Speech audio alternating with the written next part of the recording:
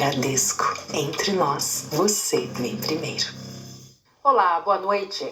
Boa noite. Em Bauru, no interior de São Paulo, 3 pessoas morreram na queda de um muro durante o temporal que atingiu a cidade. As vítimas são mãe e filho e um homem que tentou ajudá-los. No flagrante registrado por câmeras de segurança, é possível ter uma dimensão da força da tempestade. Repare que na calçada uma mulher tenta proteger o filho com guarda-chuva, enquanto o homem empurra o carrinho de compras dela. Os 3 e um cachorro de estimação tentam voltar.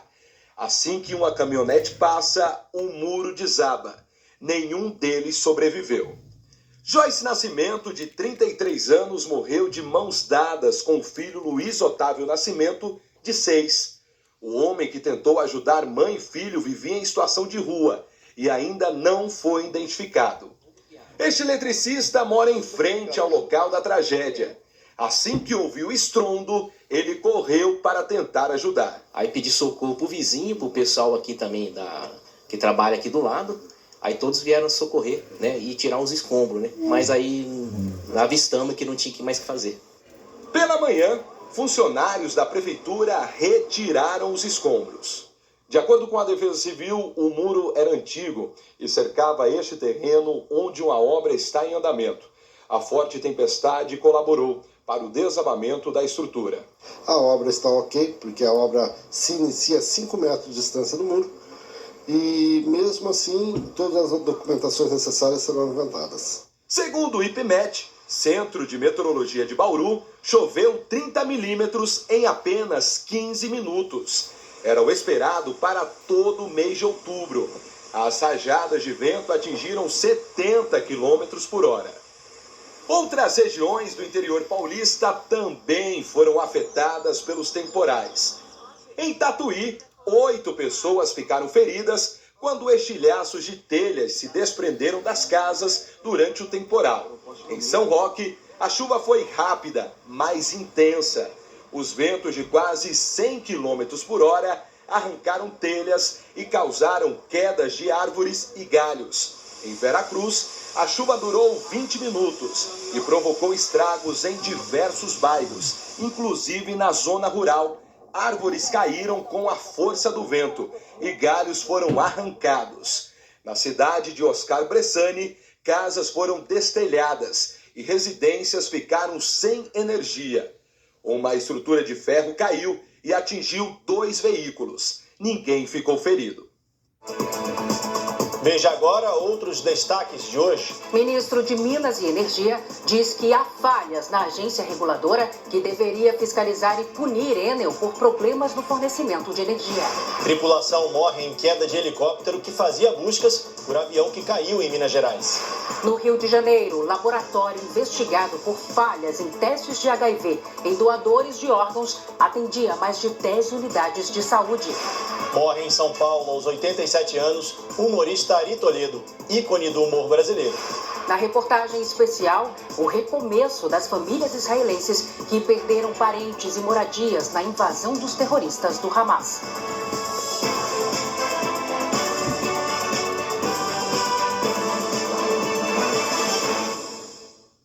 Oferecimento: Crédito Bradesco. Dinheiro na hora em 3 cliques pelo app.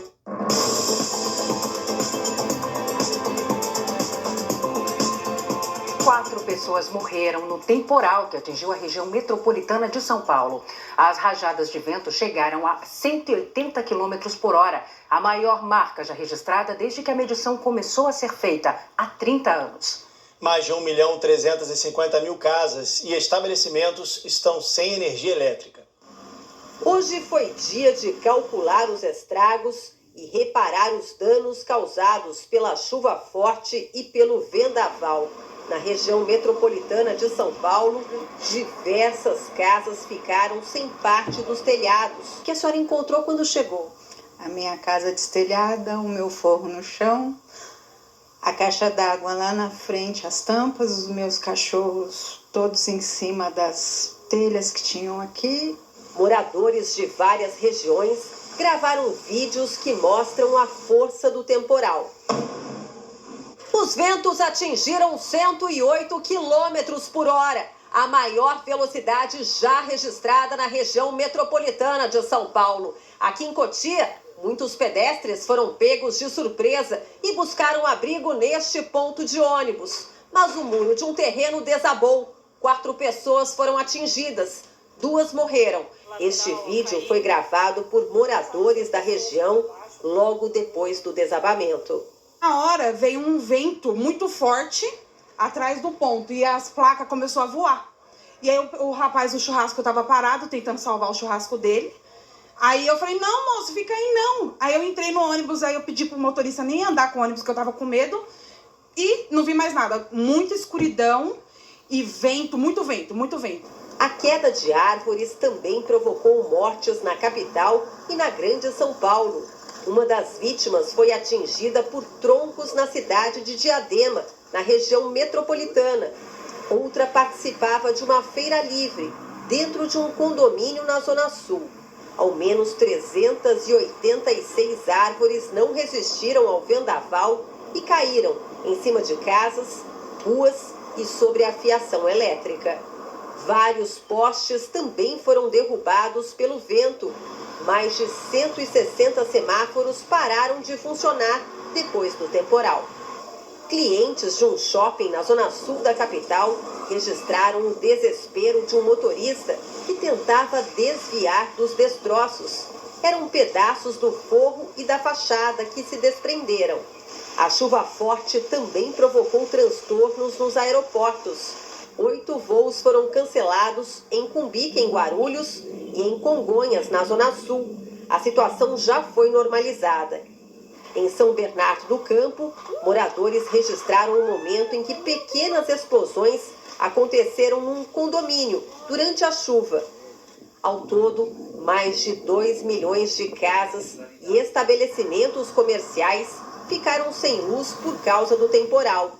O serviço foi restabelecido em algumas regiões, mas segundo a Enel, empresa responsável pela distribuição, ainda são mais de 1.450.000 pontos sem energia elétrica na Grande São Paulo. Ainda não há previsão para a retomada total do serviço, que pode levar dias. Equipes da Enel no Rio de Janeiro e do Ceará foram acionadas para reforçar o efetivo em São Paulo. A gente está atuando com as prefeituras, identificando situações críticas para atuar com prioridade. A gente está colocando geradores à disposição, a gente tem 500 geradores, por exemplo, para aquelas soluções provisórias que possam ser dadas para alguns clientes mais críticos. A gente está com uma situação, hoje de manhã, onde a gente está com 2 helicópteros percorrendo as linhas de alta tensão, e são 17 linhas, das quais 5 a gente já recuperou, 12 parcialmente foram recuperadas, mas a gente precisa ainda identificar onde estão essas falhas, o tamanho das falhas para ir a campo e resolver.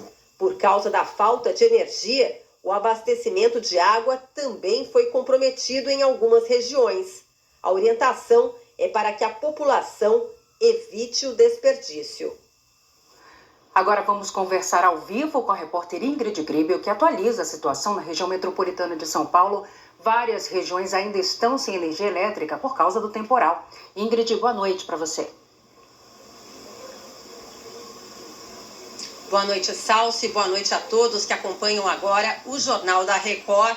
Olha só, boa parte da capital paulista continua sem energia elétrica. Aqui na Pompeia, bairro da Zona Oeste, a energia voltou em questão de minutos, 24 horas sem o fornecimento. Moradores destes edifícios estavam aqui apenas com geradores e com serviços básicos, como a entrada na portaria, a iluminação aqui na porta. As cidades da região metropolitana mais afetadas neste momento são Cotia, Taboão da Serra, Santo André e São Bernardo do Campo. Ao longo do dia, alguns moradores aqui de São Paulo receberam uma notificação informando que o fornecimento de energia elétrica pode voltar só na segunda-feira, ou seja, 3 dias depois do temporal. A Agência Nacional de Energia Elétrica informou que vai intimar a Enel para que ela preste esclarecimentos sobre essa situação e também apresente um plano de readequação de serviços. A depender das respostas apresentadas à agência, o contrato de prestação de serviços aqui em São Paulo pode ser cassado. O Procon também informou que vai notificar a companhia. A Enel informou que mobilizou 2.500 técnicos para restabelecer os serviços. Salce, Historiar. Obrigada, Ingrid, pelas suas informações. E daqui a pouco a gente volta com mais detalhes sobre os transtornos provocados pela chuva aqui em São Paulo.